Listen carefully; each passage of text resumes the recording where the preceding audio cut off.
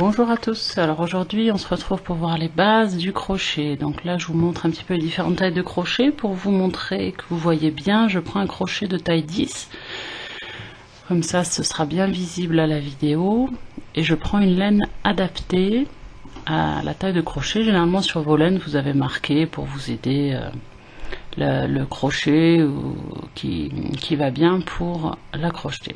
Donc vous faites un nœud pour démarrer autour des doigts, on va passer le crochet au niveau de la deuxième, on passe sous la première et on prend le deuxième brin de laine, on tire pour que ce soit ajusté et on va faire ce qu'on appelle le montage des mailles.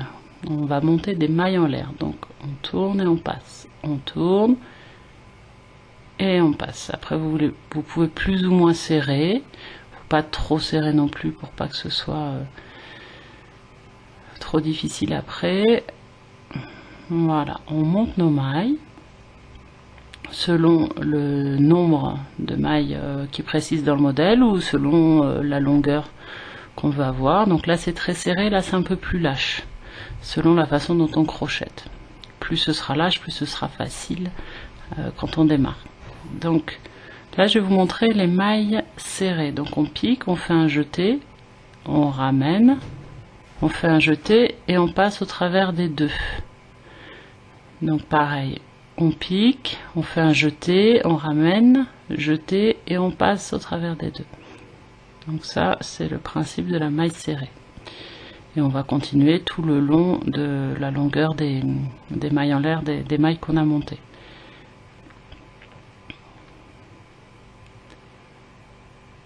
Jusqu'au bout. Quand on est arrivé au bout de sa ligne, on va retourner son travail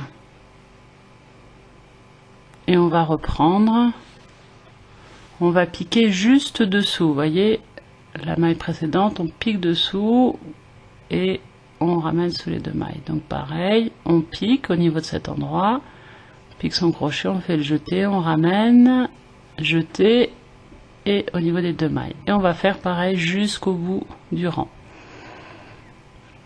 Quand on a fini, on considère que son travail est terminé, on va laisser assez de longueur de fil, on va couper, on va faire ce qu'on appelle une maille coulée. Donc on va faire le jeté et on ramène au travers de la maille et on tire. Comme ça, on peut après rentrer son fil. À présent, je vais vous montrer, donc pareil, on a monté nos mailles et je vais vous montrer les brides et demi-brides. Donc on fait un jeté avant de piquer pour une bride. On pique dans sa maille en l'air. Il faut qu'elle soit dans le bon sens. Donc vous avez vu, j'ai laissé deux mailles en l'air avant et on ramène au niveau des deux, jeté et les deux autres. On fait en deux temps pour une bride. Donc jeté, on pique au niveau de la maille en l'air.